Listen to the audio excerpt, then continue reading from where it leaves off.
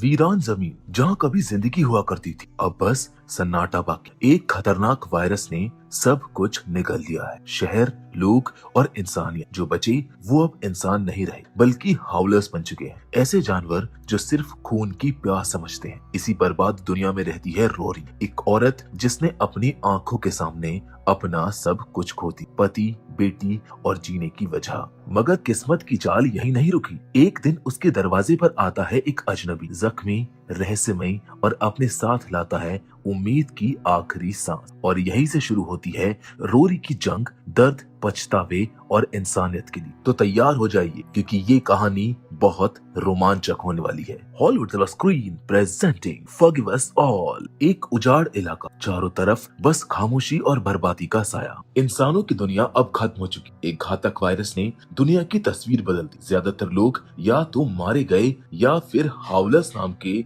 इन भयानक प्राणियों में बदल गए। इसी उजड़ी धरती पर हमारी कहानी शुरू होती है रोरी नाम की एक औरत। फिल्म के शुरुआती सीन में वो एक कब्र के पास बैठी, उसकी आंखों में गहरा दर्द और चेहरे पर थकावट का साया है। उसका पति संक्रमण का शिकार हो गया था और अंत में उसे अपनी ही बंदूक से उसका अंत करना पड़ा। ये काम करते वक्त वो अंदर से पूरी तरह से टूट गई थी। थकी हारी वो घर लौटती है, लेकिन उसकी त्रासदी यहीं पर खत्म नहीं होती। जल्द ही उसे पता चलता है कि उसके संक्रमित पति ने उनकी छोटी बेटी मैडी को भी काट लिया था। रोरी को पहले तो विश्वास नहीं होता। वो उम्मीद से चिपकी रहती है कि शायद कोई चमत्कार हो जाए, लेकिन जब मैडी में बदलाव के लक्षण दिखाई देने लगते तो उसे इस सच्चाई को भी मानना पड़ता है। और आखिरकार अपनी बेटी को बचाने का आखिरी रास्ता उसके पास यही था कि उसकी वो जिंदगी खत्म कर दी। उस दिन के बाद से रोरी की दुनिया बिखर गई। उसने अपने परिवार, अपनी उम्मीद और जीने की वजह सब कुछ खो दिया था। अब ऐसे ही 2 साल बीत चुके। अब वो अपने फादर इन लॉ ऑटो के साथ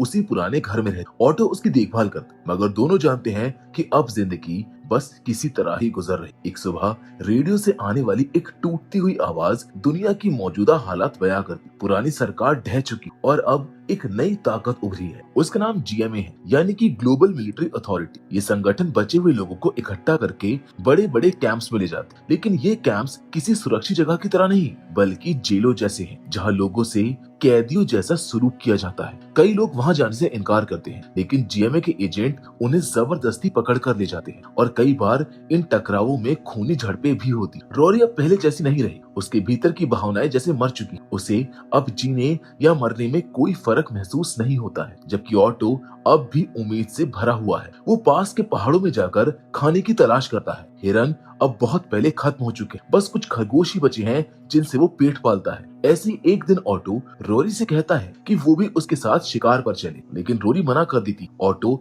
हमेशा उसको चेतावनी देता है कि घर से दूर मत जाया करो, क्योंकि बाहर हाउलर्स और जीएमए दोनों ही मौत का खतरा है। मगर रोरी के लिए अब डर जैसी कोई चीज बची ही नहीं थी। इसी बीच कहानी में एक नए किरदार की एंट्री होती। उसका नाम नोआ है। वो जंगल के बीचों बीच अपने घोड़े पर सवार किसी चीज से भाग रहा है। पीछे जीएमए के 3 एजेंट उसका पीछा कर रही हैं। भागते भागते नोआ अपने साथी लॉकी से मिलता है। यहीं से पता चलता है कि नोआ ने जीएमए कैंप से कुछ बेहद कीमती चीज चुराई है, एक एंटीडोट जो संक्रमित इंसानों को फिर से ठीक कर सकता है। अब भागने के दौरान नोआ को गोली लग जाती है। उसकी हालत देखकर लॉकी पीछे रुकने का फैसला करता है ताकि एजेंट्स का ध्यान उसकी तरफ जाए और नोआ को भागने का मौका मिल सके। नोआ मना करता है, लेकिन लॉकी की जिद के आगे उसको जाना पड़ता है। कुछ देर के बाद जीएमए के एजेंट लोगन, रूस और स्काउट लॉकी तक पहुंच जाते। लोगन उस एंटीडोट को पाने के लिए पागल है। वो लॉकी से पूछताछ करता है, मगर जब लॉकी कुछ नहीं बताता तो वो उसे बिजली के झटके देता है, पर फिर भी लॉकी चुप रहता है। इसीलिए गुस्से में लोगन उसे मार डालता है। जबकि दूसरी ओर रोरी नदी किनारे बैठी अपनी बेटी मैडी की यादों में खोई हुई है। वो उस जगह को दिखती है जहाँ पर कभी उसकी बच्ची खेला करती थी। यादों और अपराध बोध से घिरी वो अपनी बंदूक उठाती है। शायद वो अपने दर्द का अंत करने जा रही है और तभी अचानक से एक आवाज उसे रोकती है। पास में एक घोड़ा खड़ा है और उसके बगल में एक घायल और बेहोश आदमी पड़ा है। ये वही नोआ है। पहले तो रोरी उसको छोड़ देने का सोचती, क्योंकि अब किसी अजनबी की मदद करने में उसकी कोई भी रुचि नहीं है, लेकिन घोड़ा जैसे जाने से उसको इनकार कर देता है, मानो वो उसे नोआ को छोड़ने के लिए मना कर रहा हो। और आखिरकार मजबूरी में रोरी नोआ को अपने घर लेकर आती। उसे खींचते हुए वो बाड़े में रख देती और दरवाजा बंद कर देती। जब वो उसका बैग चेक करती है तो उसमें वही चुराया हुआ एंटीडोट मिलता है। उसी वक्त ऑटो शिकार से लौट रहा होता है। रास्ते में उसे एक फटा हुआ शव दिखता है जिसे हावलर्स ने नोच डाला है। थोड़ी दूरी पर उसे जीएमए के एजेंट्स दिखते हैं, लोगन और उसकी टीम। उसकी आंखों में तुरंत डर उतर आता है। उसे एहसास हो जाता है कि खतरा अब बहुत करीब है। शाम को घर पहुंचकर ऑटो रोरी को चेतावनी देता है कि वो बाहर ना निकले, लेकिन तभी रोरी उसे सच्चाई बताती है, जिसे वो बाड़े में ले जाती, जहाँ नोआ बेहोश पड़ा है। ऑटो गुस्से में फट पड़ता है। वो समझाता है कि किसी अजनबी की मदद करना इस दुनिया में सीधा खतरे को न्योता देना है। उसके कपड़ों को देखकर ऑटो तुरंत पहचान जाता है कि नोआ जीएमए कैंप का आदमी है। अगर एजेंट्स उसकी तलाश में हैं, तो वो जल्द ही यहाँ पर पहुँचेंगे और उन्हें या तो मार डालेंगे या फिर कैद कर लेंगे। रोरी समझाती है कि नोआ तो उसको नदी किनारे पड़ा मिला था, वो भी अधमरी हालत में। वो उसे मरने के लिए छोड़ नहीं सकती थी, लेकिन ऑटो को उसकी कोई परवाह नहीं थी। वो कहता है कि नोआ को बचाकर उसने दोनों की जान को खतरे में डाल दिया है, इसलिए अगले दिन वो खुद नोआ को कहीं दूर छोड़कर आएगा। उस रात भारी बारिश हो रही। खाने के वक्त रोरी का ध्यान बार बार उस बाड़े की तरफ जा रहा था। उसका मन बेचैन था। ऑटो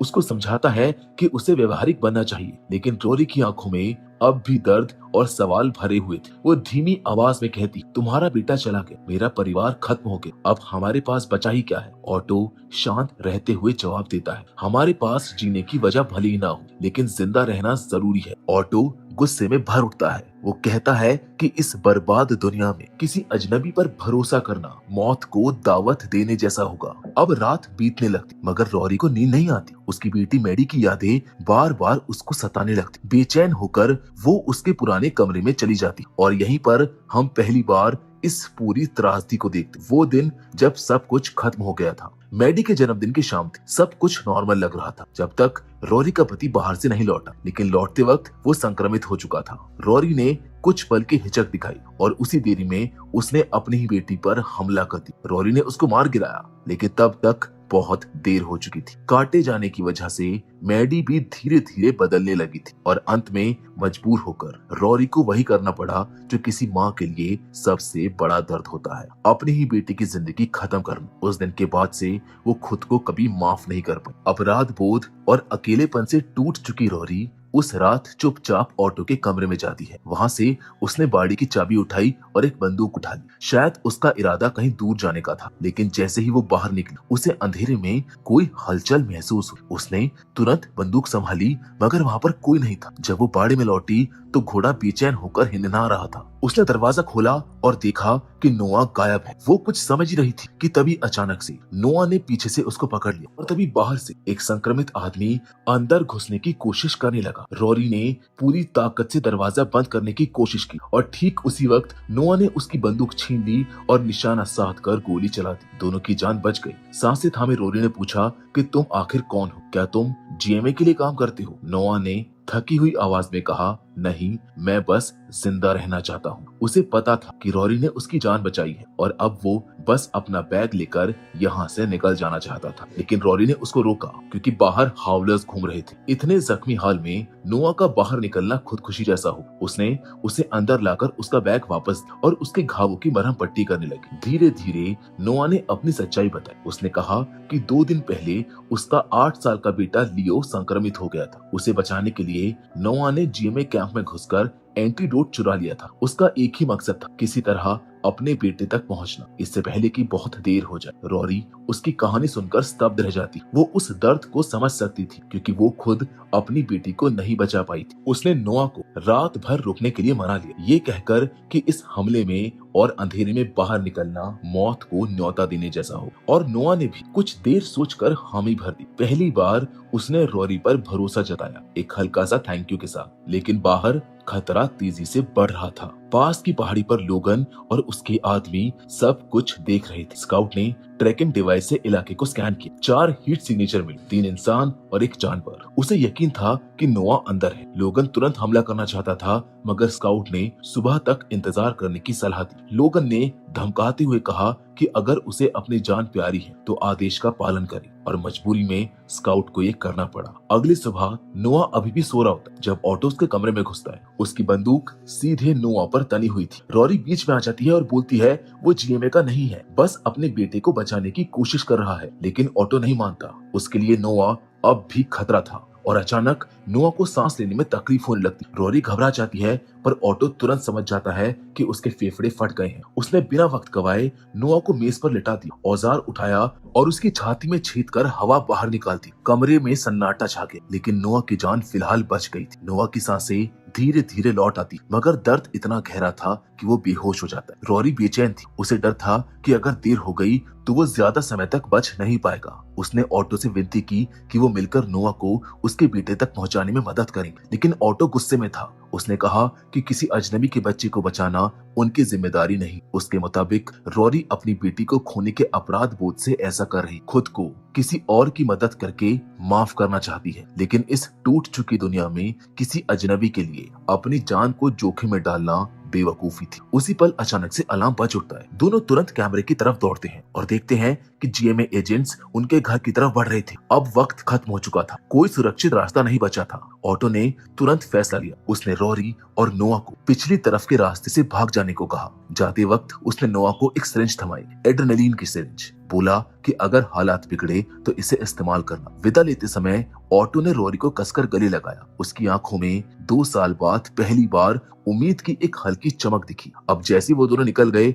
ऑटो ने खुद को हथियारों से लैस किया और बाहर कदम रखा। जो भी आने वाला था उसका सामना करने के लिए वो तैयार था। तभी लोगन अपने आदमियों के साथ सामने आता है। वो कहता है कि ऑटो को कैंप में लौट आना चाहिए, वहीं पर उसकी असली जगह है। मगर ऑटो शांत लहजे में बोलता है, मुझे मेरा घर पसंद है और यहाँ पर बाहरी लोगों का कोई स्वागत नहीं है। लोगन ने उसको चेतावनी दी कि अगर वो नोआ का ठिकाना बता दे तो उसे बख्श दिया जाएगा, लेकिन ऑटो डटा रहा। उसने कहा कि वो अकेला रहता है और उसे किसी के बारे में कुछ नहीं पता। लोगन ने इशारा किया और तभी बाड़े से एक आवाज आई। उसने ब्रूक्स को जाकर देखने को कहा। अब जैसे ही ब्रूक्स अंदर गया, नोआ ने अचानक से उसके ऊपर हमला कर दिया और कुछ ही पलों में गोलीबारी शुरू हो गई। इस अफरा तफरी का फायदा उठाते हुए रॉरी और नोआ पीछे के रास्ते से निकल गए। स्काउट ने उन्हें भागते हुए देखा, मगर ऑटो ने एजेंट्स को रोकने की पूरी कोशिश की। वो घायल हो गया था, लेकिन फिर भी वो डटा रहा। लोगन ने उसे बिजली के झटके दिए, पर उसने हार नहीं मानी जब तक कि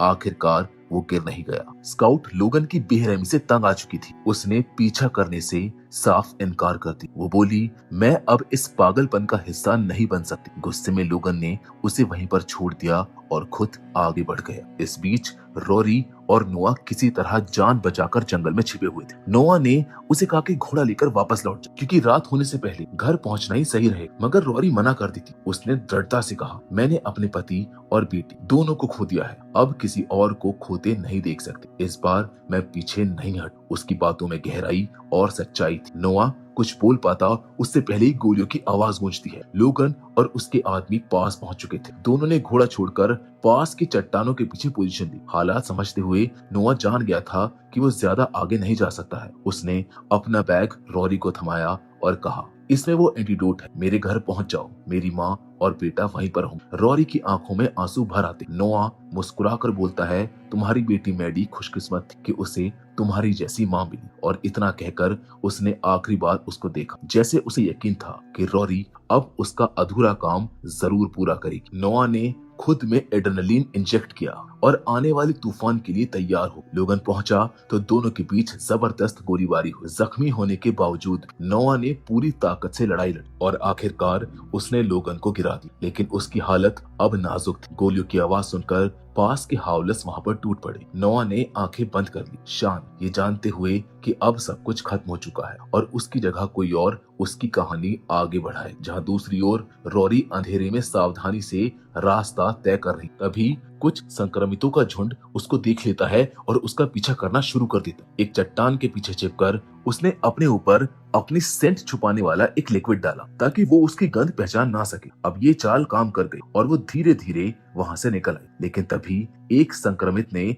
उस पर झपट्टा मारा। रॉरी ने पूरी ताकत से लड़ाई की और आखिरकार उसको मार गिराया, लेकिन जब उसने अपने हाथ की तरफ देखा तो वहाँ से खून बह रहा था और उस पर गहरा काटने का निशान था। वो संक्रमित हो चुकी थी। चारों तरफ हावलर्स थे, लेकिन उन्होंने अब उस पर हमला नहीं किया क्योंकि अब वो उन्हीं में से एक बन चुकी थी। फिर भी रॉरी नहीं रुकती है। उसके पास अब भी एक मकसद था, वो काम पूरा करने का जो नोआ ने शुरू किया था। सुबह होते होते वो पूरी तरह कमजोर हो चुकी थी। उसके कदम डगमगा रहे, पर फिर भी वो आगे बढ़ती रही और आखिरकार वो नोआ के घर पहुंच गई। उसने दरवाजे पर दस्तक दी और बैग दरवाजे के बाहर रख। कुछ देर बाद एक बुजुर्ग औरत, नोआ की माँ, दरवाजा खोलकर बाहर आई। उसने रोरी की ओर देखा और पूछा, मेरा बेटा कहाँ पर है? रोरी कुछ नहीं बोली। उसकी आंखों में जवाब, सन्नाटा और दर्द, जिसको देखकर नोआ की माँ समझ जाती है कि अब उसका बेटा नहीं रहा। उसकी आंखों में आंसू बहने लगे, मगर